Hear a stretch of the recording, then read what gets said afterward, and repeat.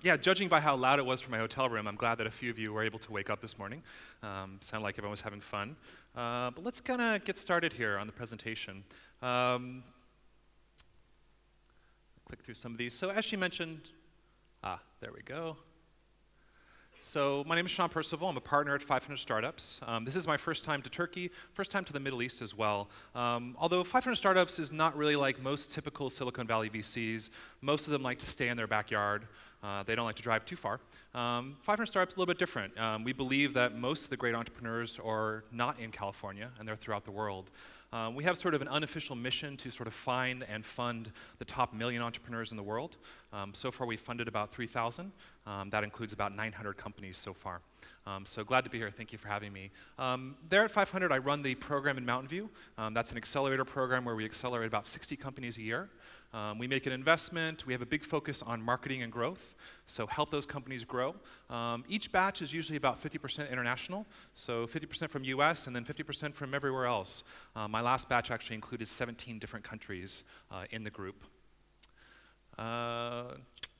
Based in Silicon Valley. I'm on Twitter if you want to follow me, or heckle me from the audience, please do. So it's @Percival is my name there.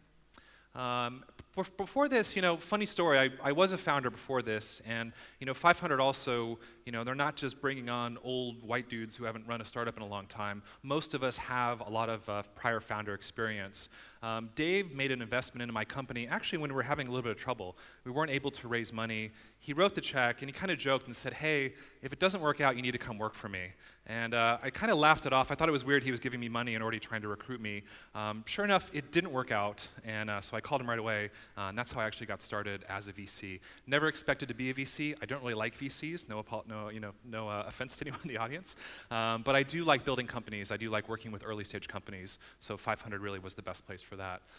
Prior to that, also, I was a vice president at MySpace. So I'm sure you all use that website every day still. Obviously, they've been overtaken by Facebook. But my background really is in marketing. And so today, what we're going to be talking about is a few different things that startups and founders need to think about with regard to marketing. And as she mentioned, I was a janitor. Life wasn't really going anywhere for me. Sort of didn't have a college education, didn't really know what I wanted to do. Had an opportunity to become a janitor, and that's actually what got me into technology. I was literally cleaning the office of a .com startup in the 1990s, and I got inspired because I went in there and I worked the midnight graveyard shift. I worked from 12 midnight to 8 a.m., and I worked at midnight, but the office was full, and it was full of life, and everyone was drinking Mountain Dew and playing video games and smoking cigars, and I said, I think I want to do this. I think this is a little bit better than being a janitor, and so clawed my way up to where we are today. This is cut off a little bit, but really quick, like most people, suck at marketing, to be blunt, and most founders especially. It's very difficult when you're a founder because you have a lot to think about. Trying to grow your business, trying to retain talent, trying to get money. Marketing a lot of times is an afterthought. At 500, though, we really try and emphasize how important it is. So if you are a founder and you suck at marketing, that's okay. I'm going to give you a few tips, and we'll go through that today. Really quick sort of general pro tips to think about. With marketing, you really do need to try 10 things, sometimes to find one thing that works. I see a lot of companies that have one strategy or they have one acquisition channel that typically doesn't work out. Either you're going to hit a saturation point with it, or you're going to put all your eggs in one basket. It's not going to yield enough growth for you. So really, as you're thinking about your startup, don't be afraid to try literally 10 different things to get that one thing that works. Marketing is a lot like mining. You mine and you mine, and you dig and you dig, and you find that vein, and you keep mining against that vein, trying to get everything you can out of it. Eventually, you will exhaust it, so you never want to have a single source for growth in your business. Also really important to think about is 98% of the people that come to your website or engage your app, they don't come back. They bounce, they leave. Most websites, depending on the industry, have roughly a 2% conversion rate. So really, as a marketer, you need to be thinking about everything you can do to bring that person back. That could be sending them email, that could be spamming with text messages, that could be getting in front of them with retargeting. Really be focused on that and know that those people are probably not going to convert. Really be thinking about how do you bring them back. At a really high level, this is a bit of a condensed version of this presentation, but I do want you to think a lot about marketing really is moving emotions. When we think about what's the secret to a viral video, typically it's moving two or more emotions. So if your marketing is falling flat, you're not striking the right nerve with your audience. And these are just a few things, desire, greed, and greed doesn't need to be your own greed. It could be the greed of the clients you're servicing. How are they going to make more money using your tool? How are they going to provide better service to their customers? Nostalgia is also incredibly powerful. In the States, Super Bowl is sort of the big marketing and commercial event for us. Look at how many of those ads really tap into nostalgia. They try and bring you back. They try and make an emotional connection with you. FOMA, if you don't know, FOMA essentially is the fear of missing out. If you do not get this app, you're missing out. If you do not use our product, you're not providing the highest level of service. So think about these as levers that you can use with your audience to try and drive more engagement or to get them to actually use your product. Knowing your stuff with regard to marketing is really important for fundraising. It's especially important at the seed stage. We saw a lot of presentations here yesterday, and a lot of them are very early, so they were showing forecasts and they were trying to sort of push vision. I didn't see a lot of people talking about how they were going to grow their business. Now, if you're early on, you don't have the numbers. But as an investor, I need to know that when I do give you money, you know where to spend it. So, and also that you can articulate your metrics. In founders that I deal with, where if I ask them a question and they their eyes glaze over, or these are really, really bad signs. I really don't want you to learn on the job, especially with my money, because that is going to waste a lot of capital and it's going to take a lot longer. So being able to articulate metrics, being able to talk to investors about how you grow your business is incredibly important, and I'll go through a few tips on that as well. This is kind of a personal thing that bugs me, and founders still do this to this day. It's like, we did this with no marketing. That's probably the worst thing you can say to an investor. Or, we're just going to go viral. That is really vague, and I don't know what that means. Are you getting a disease? Is something happening? When you say that we're doing this with no marketing, you might as well be saying that I don't know how this is growing. And I don't want that as an investor. I want to know that you know how to grow the business and how to even grow it further. So really try and avoid these two different phrases.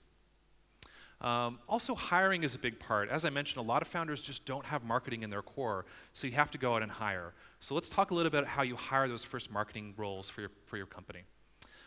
In the early days, when you're bootstrapped, when it's just one or two people, you're sitting in a room, unfortunately, it is all about you. So you do need to level up, you need to study, you need to look at your competitors and steal their best ideas, you need to do whatever you can to sort of grow that business. Because in the beginning, really, the founders have to do everything. When do you start making senior marketing hires? Typically, I recommend that's about after you raise a seed round or even your Series A. And a senior marketing hire to me is a director, a vice president, or a CMO. I do see people that jump on this position right away, and I'll talk about that in a second why that's a bad thing. However, at any time, though, you can want to be thinking about bringing in a junior analyst or a media buyer. And so these are people that you can afford. They're cheap. They're right out of college. There's someone that's going to sit there and look at Google Analytics. They're going to look at Mixpanel. They're going to look at all the data that you have. And their whole position, their whole role is to come to you and basically give you the needle in the haystack. And it could be something as simple as, hey, if we market on 3 p.m. on a Thursday, we tend to do a lot better. Or if in our ad we use green, that performs better. These are things that's very difficult to figure out as a founder as you're trying to juggle everything else. So these junior roles are great for this. These people can also level up and move into a bigger position over time. A media buyer is basically someone that's just buying advertising. As I mentioned before, do not talk about we do no marketing. Even if you have very little money, you want to get out there, buy Google AdWords, buy Facebook ads, test these channels and figure it out. That'll help you actually figure out some of your acquisition cost as well. Agencies, and these are PR agencies, media agencies, they can sort of be your best friend and your worst enemy. I usually don't recommend early stage companies engage with an agency, mostly because they take months to actually drive results. They're looking for thousands of dollars per month, which typically you cannot afford. Agencies are much, much better later stage. And as I mentioned, as founders, you really need to own this and be great at this yourself without outsourcing it. As you scale, you're going to have to leverage PR, you're going to have to leverage agencies to keep growing. In the early days, though, I'd really avoid wasting that capital on that. When I talk about avoiding the CMO trap, so CMO, if you don't know, it's a Chief Marketing Officer. It always kind of cracks me up when I see a startup. They're tiny, and everyone has a C-level position, and everyone has a senior role. A CMO is a very mature role, has a lot of compensation. Usually that person has a lot of experience, so it really doesn't make sense to bring him in too early.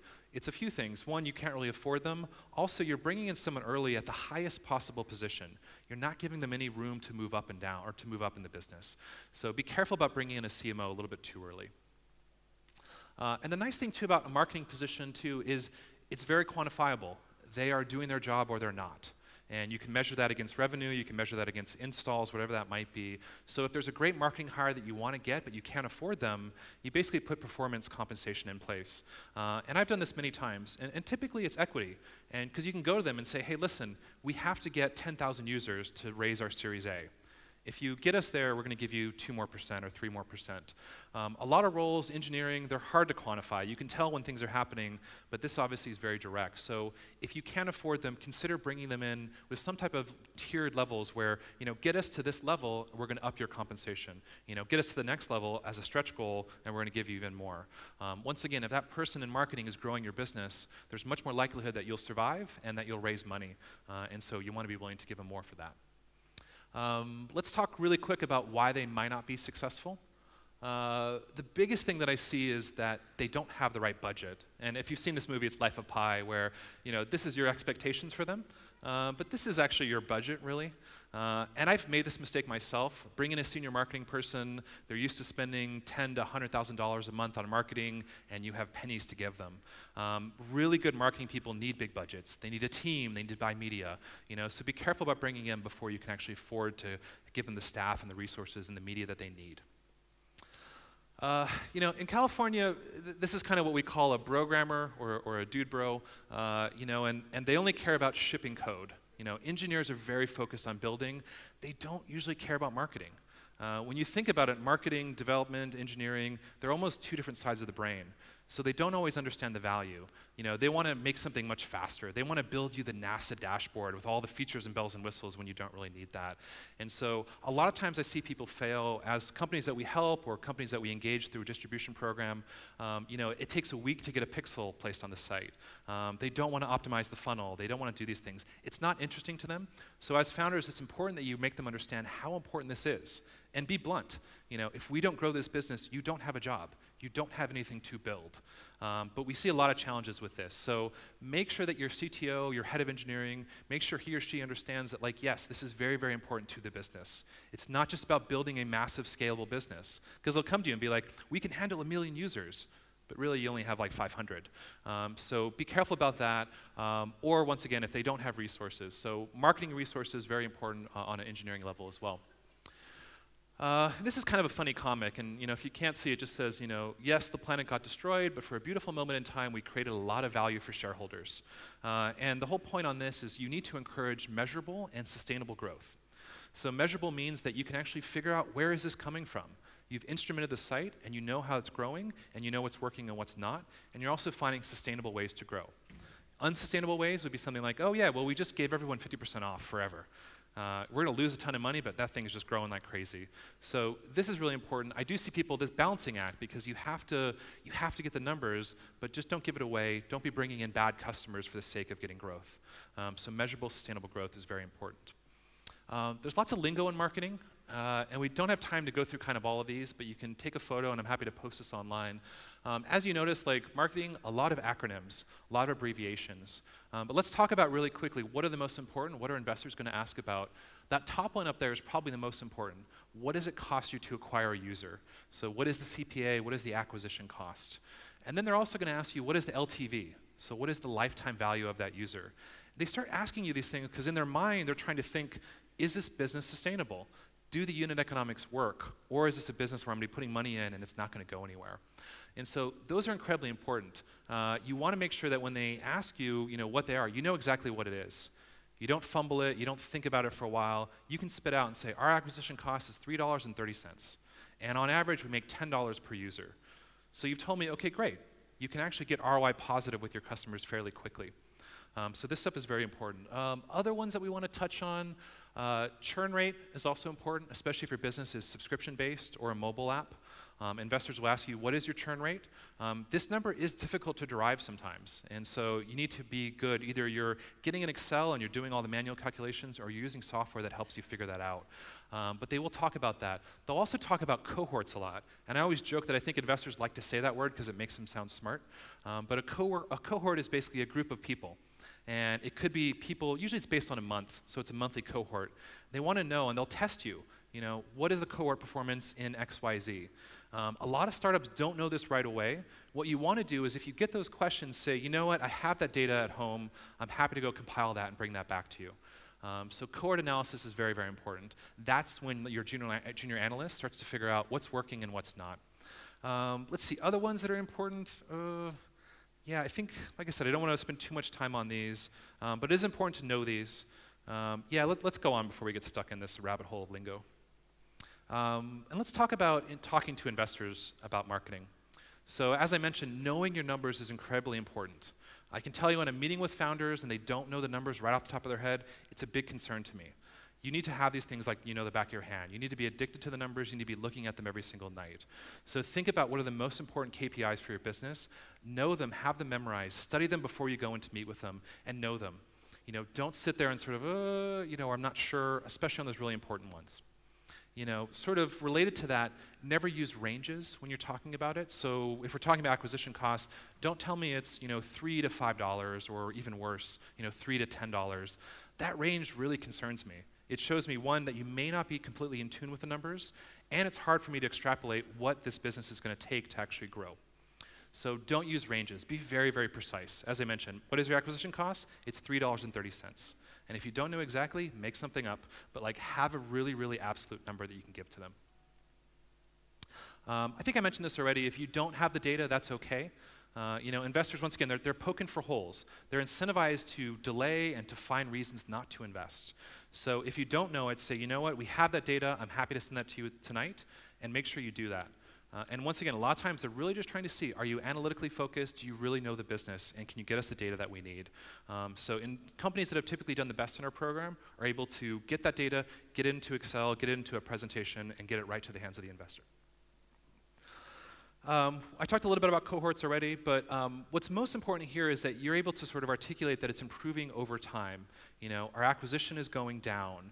Our Facebook users are more engaged over time. So being able to talk about different cohorts, either by source of acquisition, or by month, or by week, or whatever that might be, and be able to show that it's improving over time. Your startup is really early, really young, so I'm looking for any sign that I can see momentum is growing. Momentum is building and it's headed in the right direction.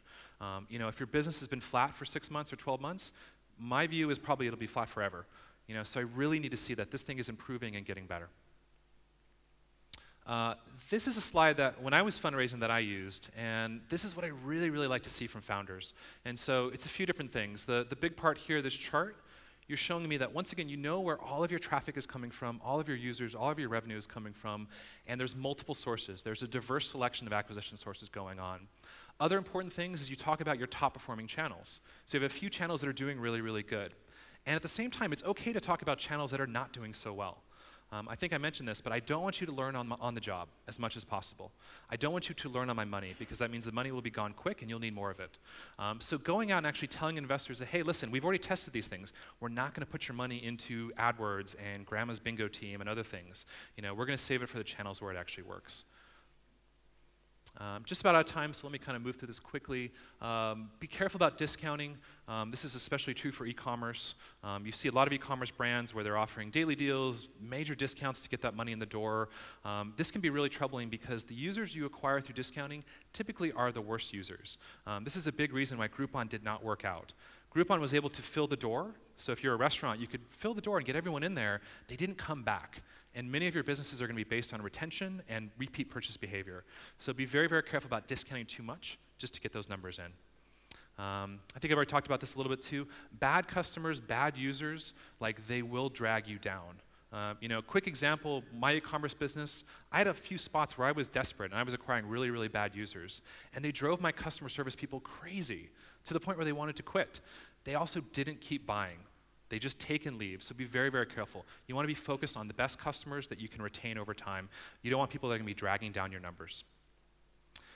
This is also really important too. Very high overhead partnerships that have very low yield. So once again, don't put all the eggs in one basket.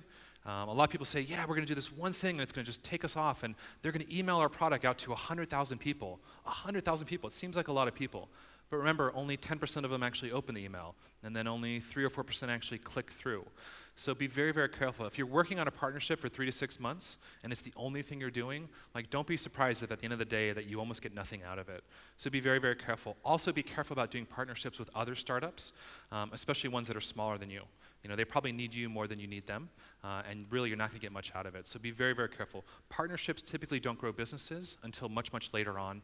You probably saw Airbnb just did a big deal where they're pre-installing on phones. Like, this is a massive, massive company many, many years down the road. Now they're doing partnerships. In the beginning, you need to be able to directly acquire customers yourself, not be dependent on someone else. And this sort of ties back into the sort of PR and working with agencies. Be careful, PR agencies, like, yeah, they're good at PR, they're good at selling. They will convince you that you're going to be on the cover of XYZ magazine and that's going to make your business blow up. In the beginning, just like the founder, you need to be in charge of marketing, you need to own everything, you need to be in charge of PR. You need to be able to go out there and get PR. You need to track down, you know, the press that come to events like this. Mike Butcher is here from TechCrunch. I don't know if he's in the audience, but track him down, follow him. Get to know these people, build relationships so that you as the founder can have that relationship. You're not dependent on someone else. Our PR agency is going to ask for 3 months to build something up. They're going to ask for a few $1,000s a month, and the results can be sort of, you know, good or bad. And I think that's it. So as I mentioned, I encourage you, be very focused on marketing. It's very, very important that you don't forget that growing the business, showing momentum is the path to fundraising. It's the path to survival. I'll be here throughout the day, so if you have additional questions on marketing, I'm happy to answer. And thank you for having me.